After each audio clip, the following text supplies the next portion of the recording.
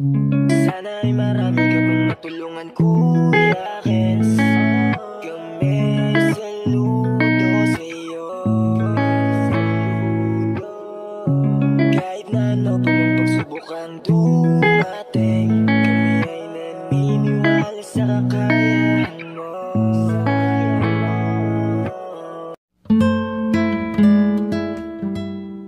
We are Kayakap Fam. Be one of us. Good morning po sa ating lahat, mga kayakap. At andito lang po ang inyong lingkod, Kuya Kens TV. Kayakap mo sa hirap at ginhawa. Ngayong umaga po ay sunduin po natin si Mako at mapa-school po. May PE po ngayon, mga kayakap. Dito po kasi kami ngayon sa kabila. Doon si Mako sa kabilang bahay po, mga kayakap, at nagre-review po kasi malapit na po yung exam. Bali may exam yata sila ngayon. Araw po ngayon ng Sabado. Ayan. Kanina pa po sana, mga kayakap, na alas 9. Yung problema po ay wala po silang subject noong alas 9 kasi may lakad po yata yung teacher. Kaya ngayon po, mga kayakap, puntahan po natin. 10 pa naman po yung pasok ni Mako at tamang tama pa naman po sa oras. Ganda ng panahon ngayon, mga kayakap. Thank you, Lord. Ganda ng panahon natin ngayon, no? Mainit. Thank you so much, Lord. Ayan, pagabay palagi. Salamat po, mga kayakap, sa palaging suporta sa ginagawa nating pagyakap sa ating mga kababayan.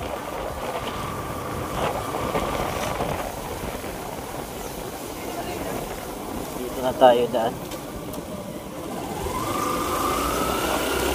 Medyo may distansya din po yung yung kinaroroonan ng ating Mako. Punta lang po kami doon at nagluto po si Mama ng ulam, bupis. Sarap.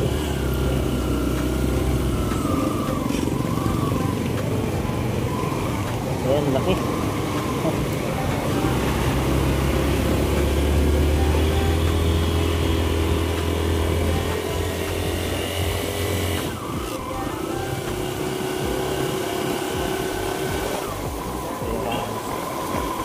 Saktong-sakto po dating natin. Nandun na po si Mako. Nakabihis na po.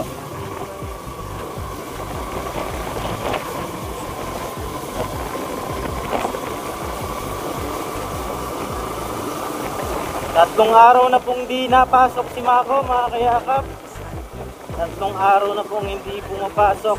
Gawa nga po ay suspend dito palagi. Dito po sa amin ay maulan, ngayon na po uminit, kaya may klase po sila. Mga bagyo po kasing dumating. Ayan. Kaya ilang araw po siya hindi nakapasok, mga kayakap. Pero advantage naman po ay naka-review po si Mako. Mahaba-habang review po yung ginawa. Nahawa nga po ako kasi minsan natulog alas 4 na ng madaling araw. Pero kaya pa naman daw po, mga kayakap. Sinasabi ko naman sa kanya na huwag siyang ma-pressure. Kumbaga, enjoy lang ang pag-aral. Pero at the same time, dapat hindi yung sobra sa enjoy. Kumbaga, napapabayaan na. Napapabayaan na yung pag-aral, syempre. Dapat mag-aral pa din.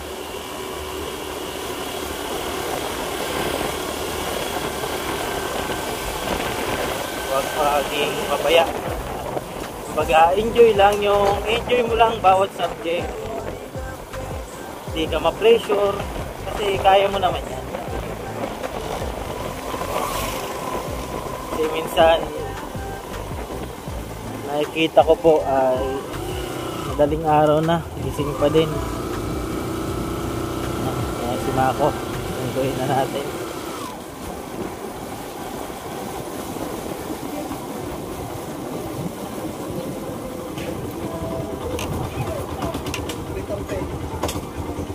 Yan si Mako. Good morning. Ka-uniform. Ayan. Ang ganda ang asawa ko. Wala nang pagod. Po. Papa. Mamaya. Muna kami. Dito na yung asawa ko, mga kayakap. Mama ko. Ayos ka lang? Exam ngayon? Ay, exam daw po ngayon, mga kayakap. Bakit? Ngayon ka lang nagklase, ilang araw kang di nagklase. Bumagya daw po. Bumagyo, mga kayakap. Bumaha. Punta na ikaw o maya-maya pa? Ano oras na? Okay. 10 pa po yung klase ni Mako. Ano muna natin? Refresh po muna natin yung utak. Mako.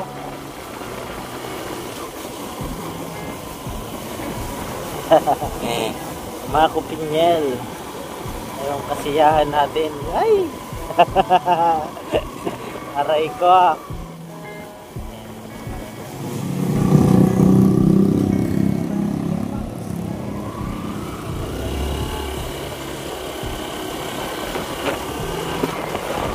Yan.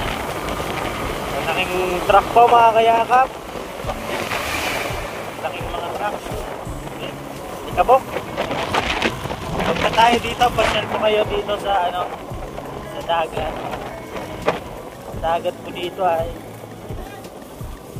Na-miss kasi ni Mako sa Dunson. Busog pa ikaw? Busog pa? Nagpusal po kasi kami kanina. Kaya kung napapansin nyo po, mga kayakap, mataba po talaga. Mas tumaba ako lalo ngayon. Kasi yung umagahan namin kanin. Tapos tanghalian kanin. Gabi kanin. Kaya ngayon, bihira na lang pa ako magkanin, mga kayakap. Kahapon lang ako nagkanin ng marami kasi napagod din sa ano, pag ano ng baboy. Walang tulog.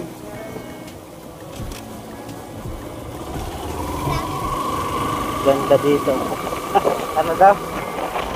Lagat daw, vlogger. Ayan o, ganda ng dagat. Na?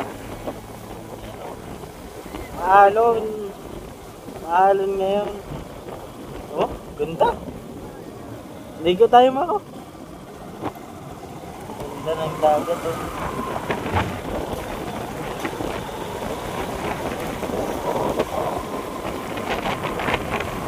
Buti di ngayon maalon masyado. Ang nakaraan ay lakas na.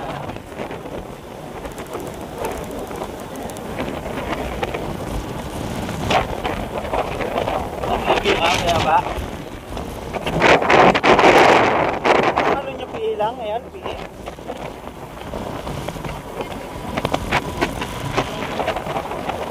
Makasalubong ko si Trisha kanina. Nandit lang na asawa niya. Oo, asawa niya.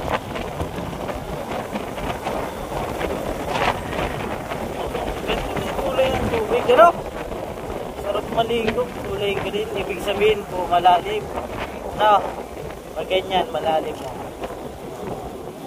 Ganda. Pinadal po dito ng mga ano, mga dry fish po. Ito po yung gawa ng mga dry fish. Ayan, mga tuyo. Dami po yan, oh.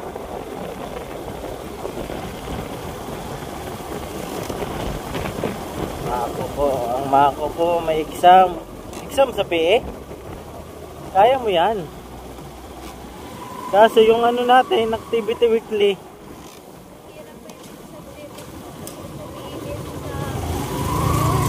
Sa ibang subject. Sa PE. Anong ano nyo ngayon? Oo. Task. Oh, reviewan. Ganun talaga. Opo, ayan mga kayakap. na pinibaguhan po si Mako. Kasi pag high school po mga kayakap, talagang inaano na sa atin ng teacher yung mga lesson. Parang ano yan? Inuhungit na sa amin ang Tagalog ng hungit, ba? Sinusubo. Tsaka sinusubo na yung ano, yung mga answer, kumbaga iintindihin na lang natin kung ano yung mga ano. Pero kapag college ka po mga kayakap, talagang need mo mag self study kasi mahirap talaga. Magbibigay lang po yan ng topic, ikaw na po bahala mag-intindi, bahala mag-aral. Si college na po, kumbaga independent na po talaga. Kaya hindi ka dapat magbase sa mga kaklase mo na sila wala pang project, kasi dapat priority mo talaga yan na gawin. Huwag kang magbase sa classmate mo na mamaya na. Kasi kapag nagbase ka po mga kayakap, talagang mahuhuli ka sa klase. Maaga pa, payaba. Mga 50 ka makapunta. Lagi ko po yan hinatid si Mako. Atin sundo po yan. Ingat po natin yan sa mga classmate ni Mako. Nauna yung kain kaysa sa exercise. Aray ko. Ay, sorry.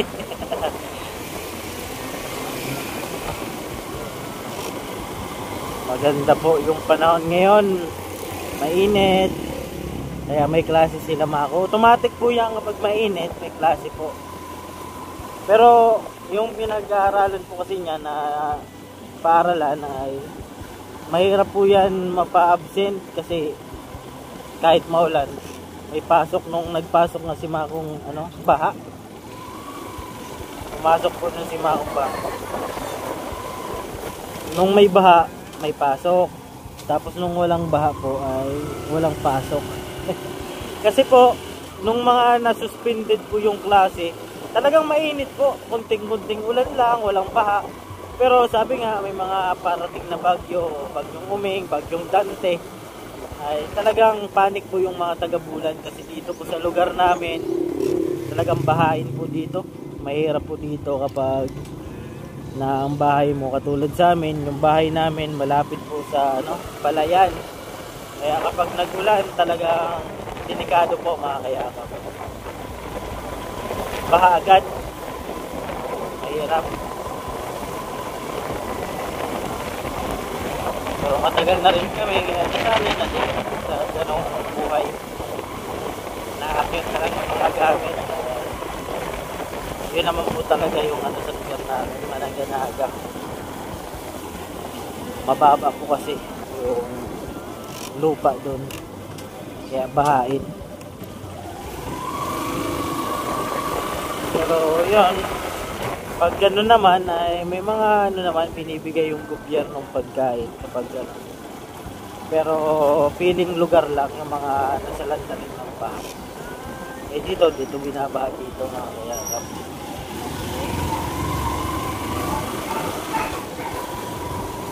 Review pa ikaw?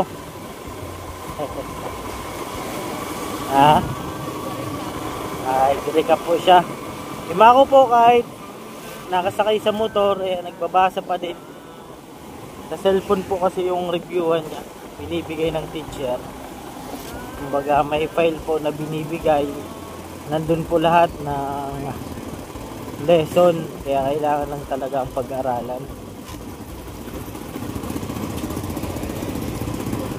Tatlong araw pong walang pasok si Mako. Hindi na pumasok ng paaralan, 3 araw.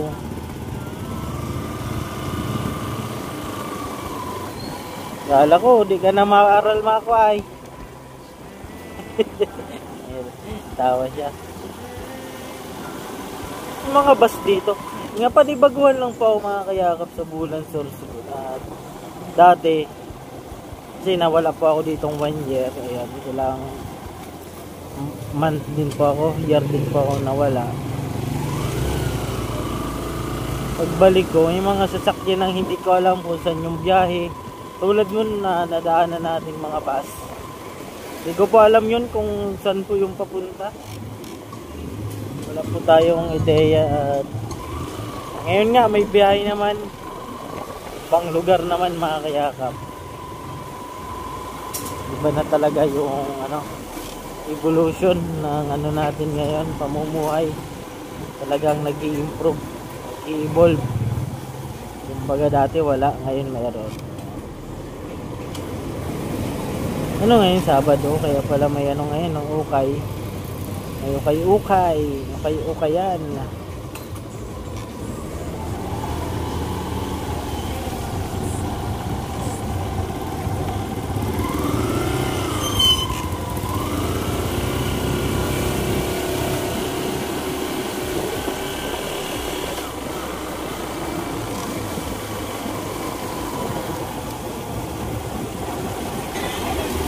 Tikot lang po muna kami. Nagre-review pa naman si Mako.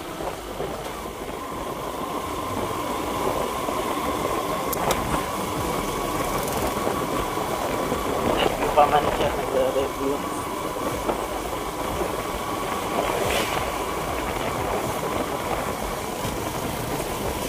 At least nakakapag-review pa din kahit nasa motor na po mga kayakap. Ikot ko lang kayo dito sa Bulan, Sorsogon. Yan.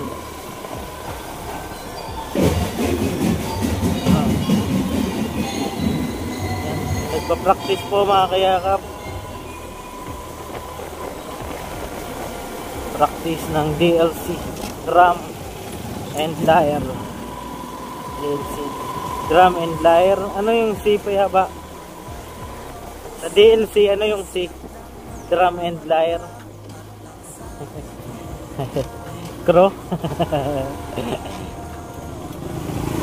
Dati gusto mo sana.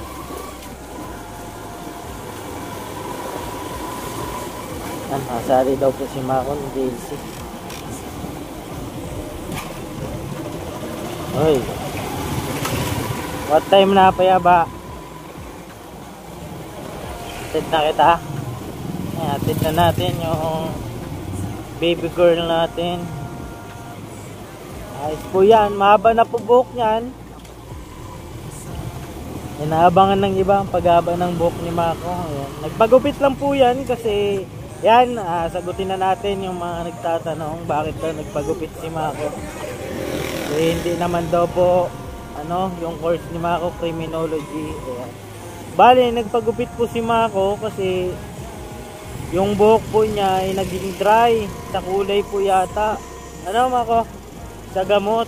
Ayan, kaya napagpasyan po niya na pagupitan. So, bali ngayon, nagtutubo na. Okay na po. Hindi katulad nun. Kaya lagi po si Mako nakapusot. Ipit ng buhok dati. Na mahaba pa yung buhok niya kasi dry na yung hair niya. May kulay, tapos dry. Kaya panibagong tubo na naman po yan. At least paano ay maalis yung pagka-dry. Barangay Zone 3 na po ito. 63 barangay po yung Bulan, Sorsogon. Kaya talagang malawak. Mga kabundukan pa po dito. Doon po tayo na scout.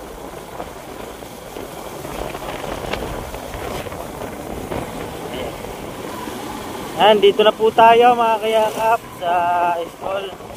Ayun o, kaklase mo yun. Kaklase mo yan? Kaklase mo yan, paya ba? Asa na? Oh, late na ikaw. Mga na mga kaklase mo.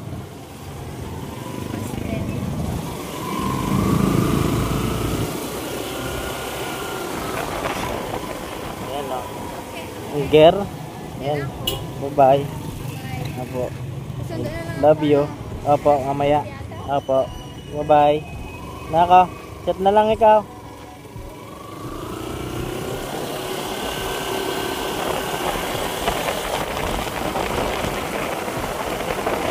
Yan po yung ginagawa namin kapag hindi pa po nag-start, kumaga hindi pa po magta-time.